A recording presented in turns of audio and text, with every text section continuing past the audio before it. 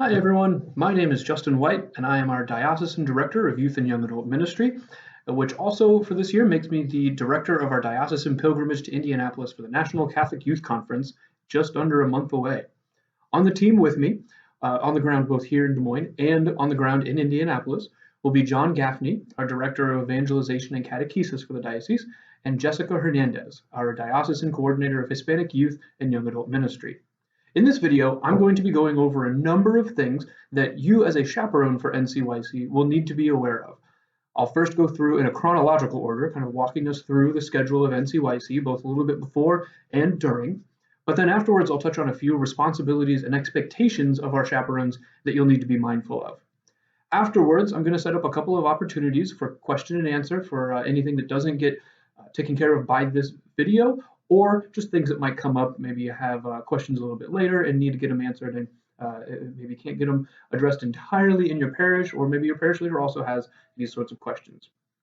If you aren't able to make any of those Q&A opportunities but still have questions, first contact your parish leader, and if you are the parish leader and still have questions afterwards, of course, feel free to email me at jwhite@dmdiocese.org. In advance, thank you so much for volunteering for NCYC. Let's dive in. Okay, so there are a number of things to do ahead of time before the pilgrimage has even begun. These are the sorts of things you can already start doing. One of them will be to keep your eye out in the App Store on your phone for the NCYC app. In 2017, they had a great app for us that really had a lot of wonderful resources, such as the schedule, location. It would push out announcements through the app, all sorts of great things. So far, that app isn't online, but I do believe they're planning on doing it again for 2019, and so I would take a look for that maybe as we get a little bit closer.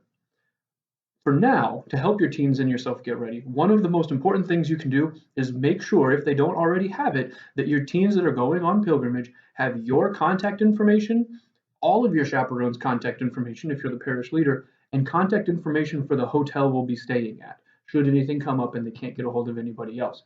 We'll be at the downtown Indianapolis Marriott. This is directly across the street from the Indianapolis Convention Center. It's even connected by Skywalk, which is pretty fantastic.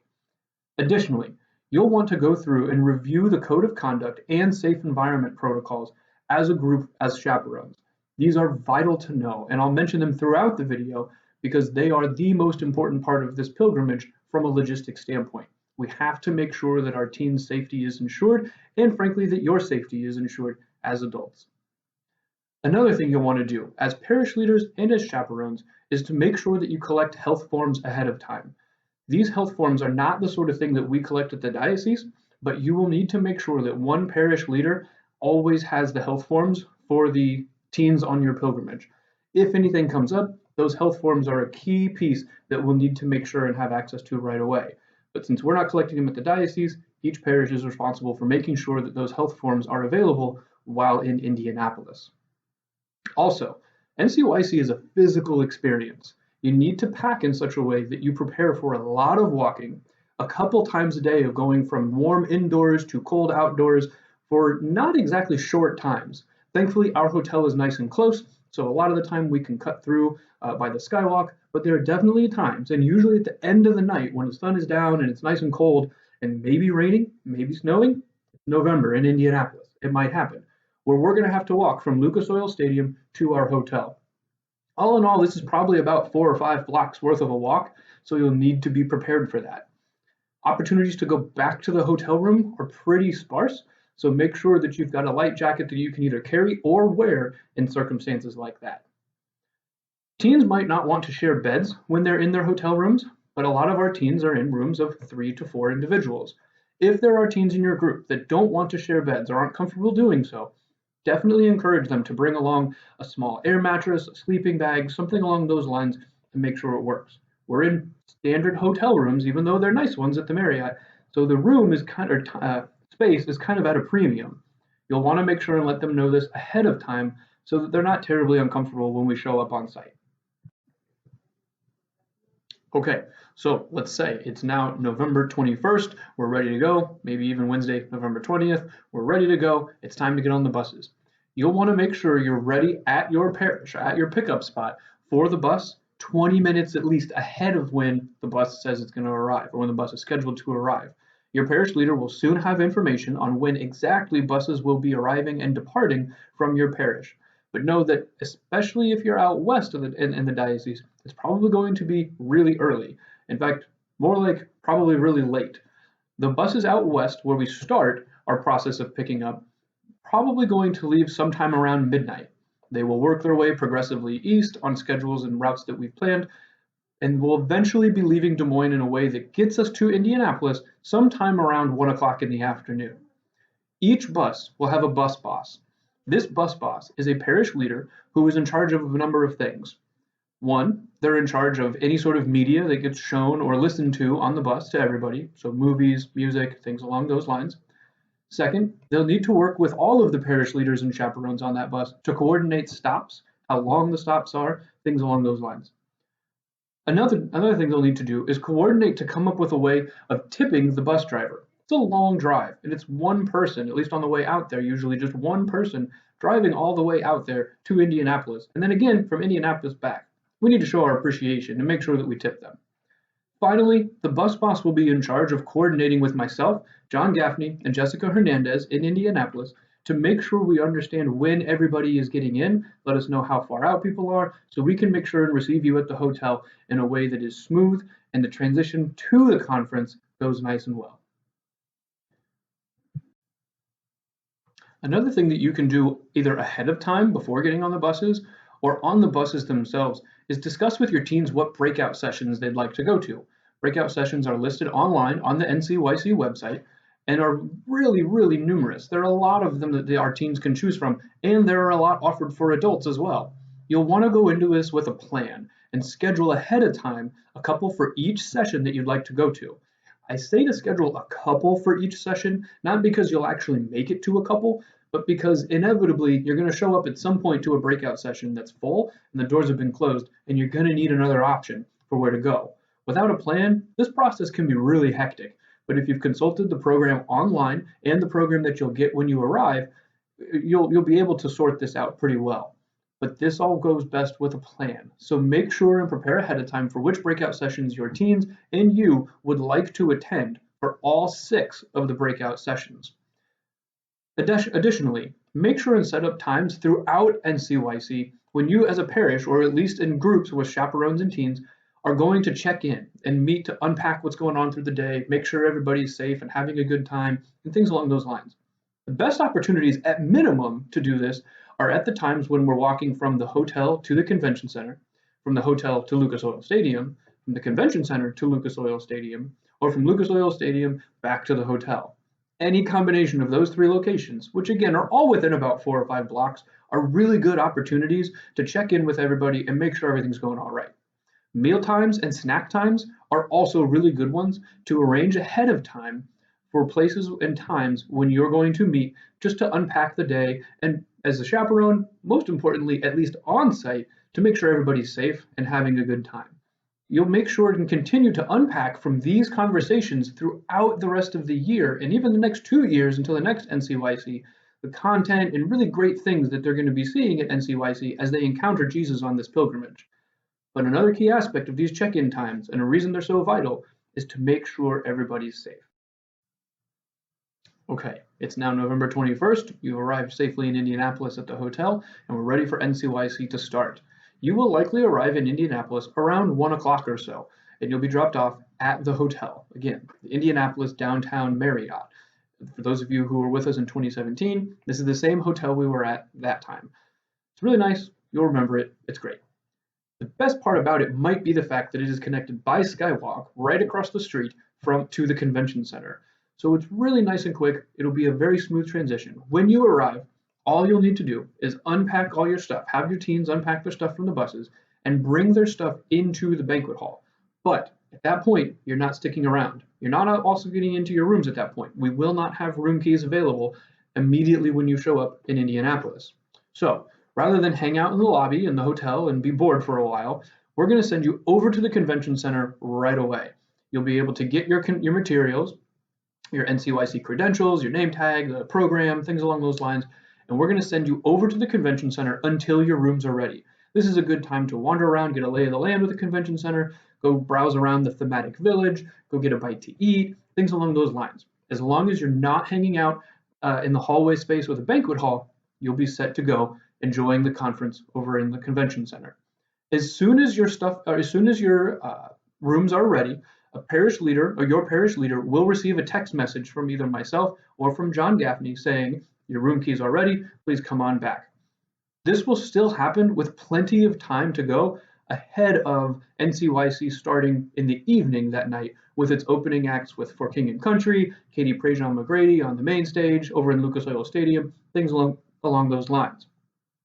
At the time when you receive the text message from John or myself about your room keys being ready, come on back over to the banquet hall, gather up your luggage, get your room keys, head on up to your hotel rooms, but don't loiter in them. You'll want to make sure that the teens are dropping off their stuff in the hotel room and heading back over to NCYC to get everything off and running. There is a chance that some rooms won't be ready until the end of the evening, but those will be few and far between. The bulk of people will be able to get into their rooms well ahead of NCYC proper, starting with its opening entertainment around 5:30 or 6:30 on Thursday.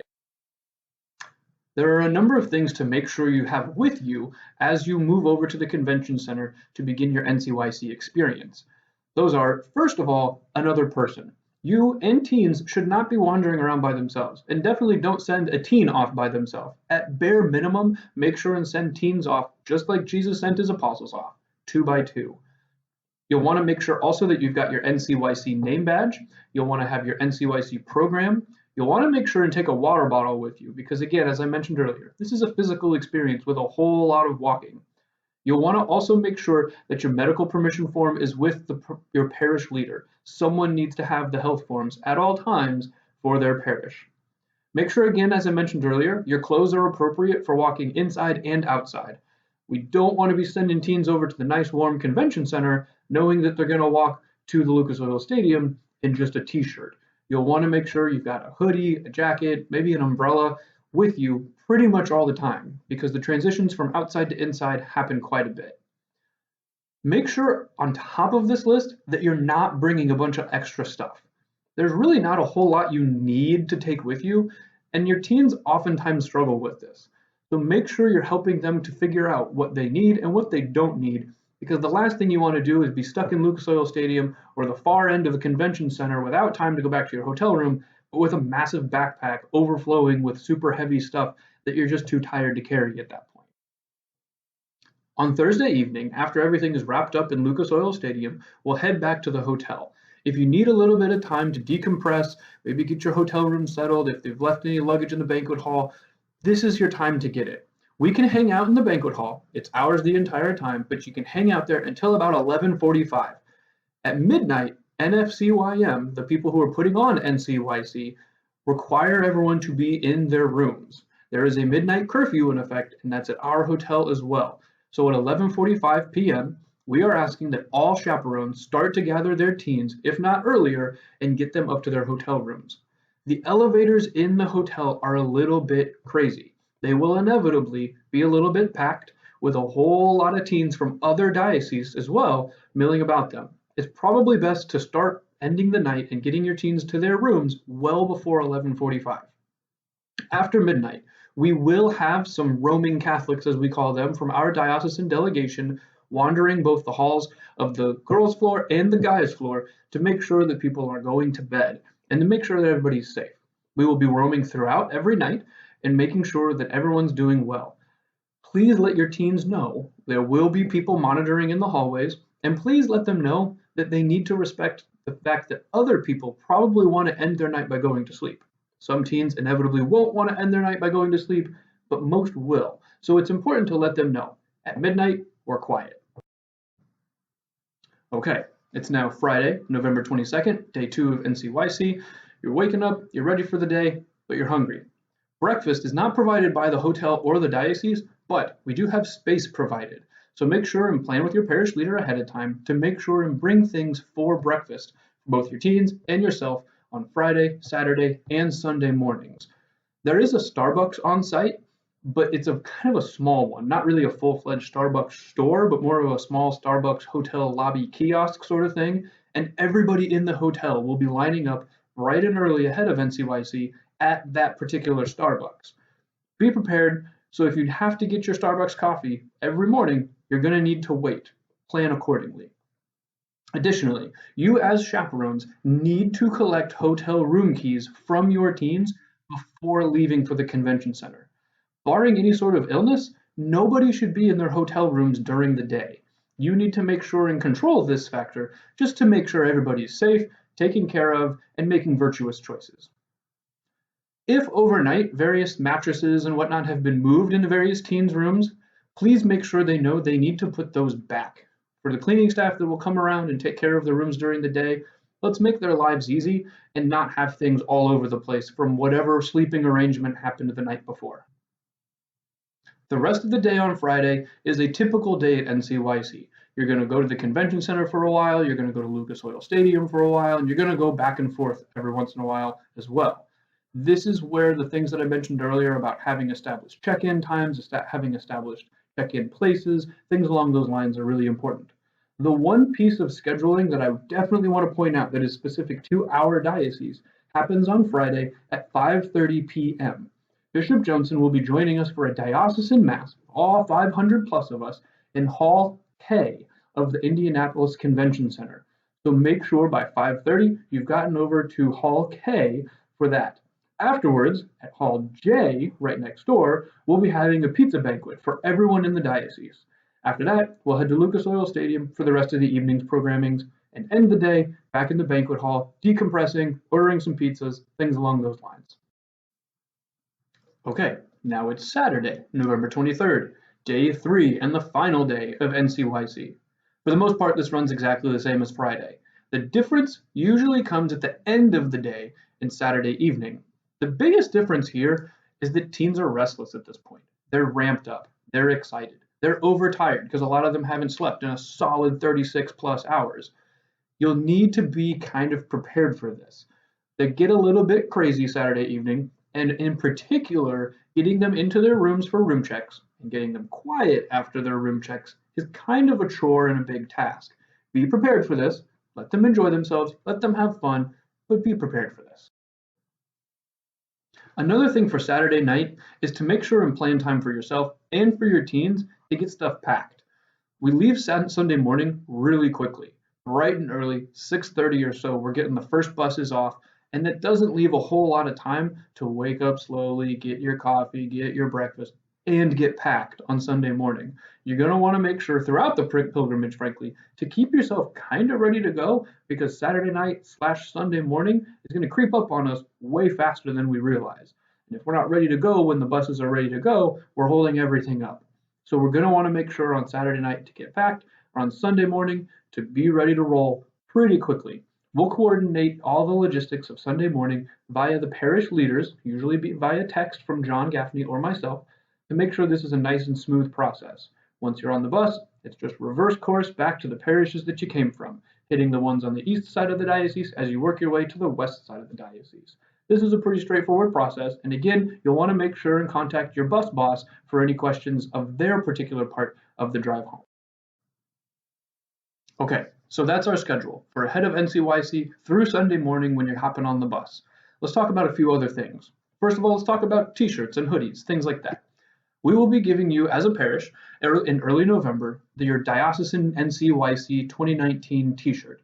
Myself, John Gaffney, Jessica Hernandez, and some other people will be bringing these around the diocese to you ahead of time so that you don't have to worry about hassling with them on the bus or at NCYC itself. You and your teens will have all their t-shirts ahead of time. Now, during NCYC, you'll notice a lot of times that dioceses from around the country and parishes from around the country are wearing similar t-shirts. This partially helps with just identifying each other in the massive crowd of 25,000 teens and adults who are going to be gathered in Indianapolis, but it also is just a great way of building unity among our parishes and our dioceses. So, on Thursday, that's going to be your Des Moines Day. Wear things that are associated with the Diocese of Des Moines, wherever you might be from within it. These are your Boldly Sent t-shirts, your Catholic Youth Camp t-shirts, your Prayer and Action t-shirts, your Faith in Action t-shirts, all of those wonderful things that we've done over our years that have gotten us sweet t-shirts. On Friday, wear your diocesan t-shirt, the one I mentioned earlier, the one that'll have all 500 some of us wearing the same shirt. on that day, so that when they point to us in Lucas Oil Stadium, we can have this massive conglomeration of people all wearing the same thing and generally looking really awesome. On Saturday, wear your parish t-shirt, your parish hoodie, whatever you guys might have to represent your parish the best that you're able.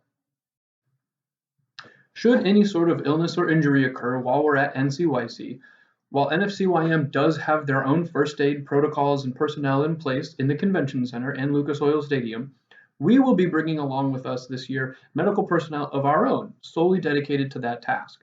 From the Diocese of Des Moines, ours will be a young adult from here in the Des Moines Metro named Rebecca Rising. Rebecca is a registered nurse at Mercy West Des Moines Medical Center and Intervisions Healthcare.